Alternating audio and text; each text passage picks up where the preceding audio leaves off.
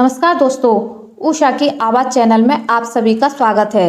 हमारी आज की कहानी है काली ननद और गोरी भाभी। राधिका अपनी माँ कौशल्या और भाई अमित के साथ रहती थी। कौशल्या को राधिका की शादी की चिंता रहती थी। उसका कारण था उसका सांवला रंग। एक दिन कौशल्या अपने घर में बैठी थी, तभी उसकी पड़ोसन उससे मिलने आती है। कैसी हो मौसी, ठीक हो? बेटी, तू अपनी ससुराल से कब आई? बस मौसी, कल ही आई थी। आज सोचा राधिका से मिल लूं। कहाँ है वो? अभी बाजार गई है, आती होगी। बैठ, मैं तेरे लिए चाय बनाती हूँ। नहीं नहीं मौसी, आप बैठो। क्या बात है, बहुत परेशान दिख रही हो?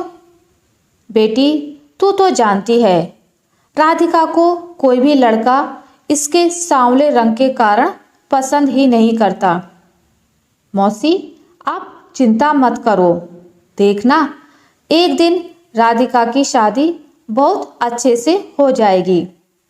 मैं तो आपसे अमित के लिए बात करने आई थी। मेरे ससुराल में एक लड़की है, बहुत सुंदर और पढ़ी लिखी। आप कहें तो शादी की बात करूं? हाँ बेटी, तू बात कर ले। वैसे तो राधिका की शादी पहले करना चाहती थी, लेकिन अब अमित के लिए रिश्ता आ रहा है तो वही सही। कंचन अगले दिन अपने ससुराल जाकर बात करती है। कुछ दिनों में अमित और संजना की शादी हो जाती है। संजना के आने से पूरे घर में खुशी का माहौल बन जाता है। कुछ दिन बाद संजना अपने घर जाने लगी तो उसने अमित से कहा, आपसे एक बात कहूँ? जब आप मुझे लेने आए तो राधिका को साथ मत लाना। क्यों, क्या हुआ? ऐसा क्यों बोल रही हो? क्या बात है? नहीं, वो बात तो कुछ नहीं है, लेकिन मेरी सहेलियां राधिका को देखकर मेरा मजाक बनाने लगती हैं। लेकिन यह तो गलत है। गोरा और काला होना तो भगवान के हाथ में है। हम में से किसी को हक नहीं किसी का मजाक बनाने का। अमित संजना से बोलता है, मैं कुछ नहीं जानती, आप कोई भी बहाना बना देना, पर राधिका को मेरे घर लेकर के मत आना। अमित राधिका को बहाना बना देता है और वह उसको संजना के घर लेकर नहीं जाता। अमित संजना के घर अकेला ही जाता है। वहाँ पर उसकी खूब खातिरदारी होती है और शाम को दोनों वापस घर आ जाते हैं। इसी तरह कुछ दिन बीत जाते हैं। धीरे धीरे संजना का व्यवहार राधिका के प्रति बदल जाता है। भाभी, क्या बात है, आप मुझसे गुस्सा क्यों रहती हो? देखो राधिका, मैं एक पढ़ी लिखी लड़की हूँ और मेरी सोसाइटी में मेरी सहेलियों के बीच में तुम्हें लेकर मजाक बनता है, इसलिए मैं तुमसे थोड़ा दूर रहना चाहती हूँ। लेकिन भाभी, हम तो एक ही परिवार का हिस्सा हैं। मेरा रंग सांवला है तो मैं क्या करूँ? मैं तुम्हारे साथ नहीं रहना चाहती हूँ। मैं चाहती हूँ कि तुम्हारे ही जैसा कोई लड़का देखकर अमित तुम्हारी शादी कर दें।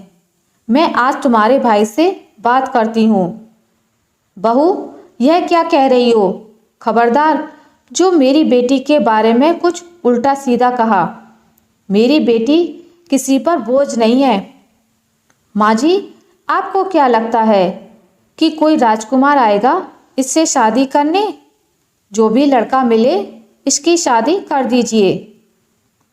तुम बहुत सुंदर हो, इस बात का घमंड मत करो। यह रंग भगवान ने बनाया है। मेरी बेटी की किस्मत में क्या है तुम क्या जानो?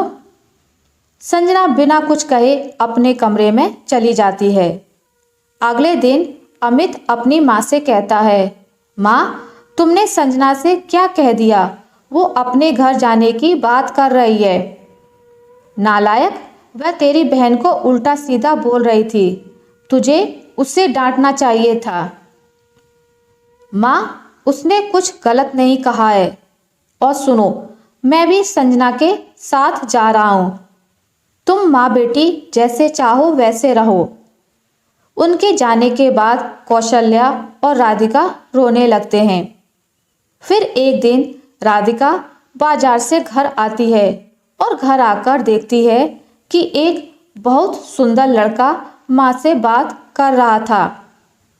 आ गई मेरी बेटी। बेटा, यह अमित के बॉस हैं। अमित से कुछ काम था इसलिए आए हैं। मैंने इन्हें बता दिया कि अमित यहाँ नहीं रहता। माँ जी, अमित ने घर क्यों छोड़ दिया? कुछ नहीं बेटा, बस ऐसे ही। लेकिन आप दोनों की देखभाल कौन करता है? बेटा, मेरे पति की पेंशन आती है, उससे ही गुजारा चल जाता है। माँ जी, मैं अमित से बात करता हूँ कि वह आप लोगों को अपने साथ रखे, नहीं तो मैं उसे नौकरी से निकाल दूंगा। अरे नहीं बेटा, ऐसा मत करना। वह क्या है ना कि मेरी बेटी सांवली है, इसलिए अमित की पत्नी इसे पसंद नहीं करती। बस यही कारण है उनके घर छोड़ने का। लेकिन तुम्हें मेरी कसम, अमित को यह सब मत बताना। माँ जी, मैं आपसे यहाँ पर आपकी बेटी राधिका का हाथ मांगने आया हूँ। अरे बेटा, यह क्या कह रहे हो? तुम इतने बड़े आदमी और इतने सुंदर हो, तुम्हें तो कोई भी लड़की मिल जाएगी। क्या तुम हम पर तरस खाकर ऐसा कह रहे हो? नहीं माँ जी, ऐसा नहीं है। वह क्या है ना, मैंने अमित की शादी में राधिका को काम करते हुए देखा था। वह पूरी लगन से और मेहनत से अपने भाई की शादी का पूरा काम संभाल रही थी। तो मैंने तभी सोच लिया था कि अगर मैं शादी करूँगा तो सिर्फ राधिका से ही करूँगा। वैसे मैंने बहुत लड़कियां देखी हैं, लेकिन जो संस्कार राधिका में हैं वो किसी भी लड़की में नहीं देखे। आप अपनी बहू को ही देख लीजिए, वो सुंदर होने के साथ घमंडी भी है। वैसे मैं एक अनाथ हूँ, क्या आप मुझे अपनी बेटी राधिका के लायक समझती हैं? अरे बेटा, ये कैसी बात कर रहे हो? फिर कुछ दिनों बाद राधिका की शादी अमित के बॉस के साथ हो जाती है। अमित और संजना उस शादी में शामिल नहीं होते। एक दिन अमित संजना से कहता है, मैंने सुना है मेरे बॉस ने शादी कर ली, बिना एक पैसा खर्च किए, ना किसी को बुलाया और ना कोई कार्यक्रम किया। हम आज उनके घर चलते हैं उन्हें बधाई देने। शाम को अमित और संजना शेखर के घर पहुंच जाते हैं। वहां पर राधिका को देखकर संजना राधिका से कहती है कि तुम यहाँ पर क्या कर रही हो? हमें चैन से क्यों नहीं रहने देती?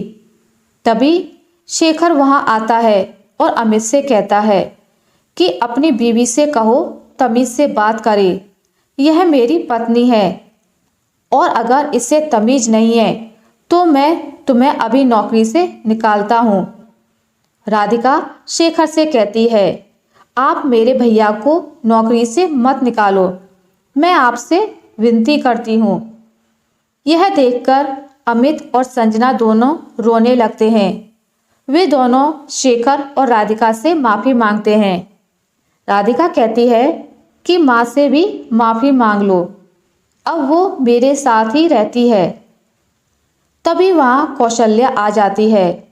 वह अमित और संजना को माफ़ कर देती है और उनके साथ रहने चली जाती है। आशा करती हूँ आपको मेरी आज की कहानी अच्छी लगी होगी।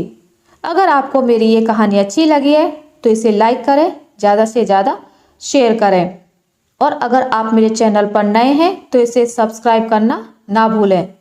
मिलते हैं एक नई कहानी के साथ, तब तक के लिए नमस्कार।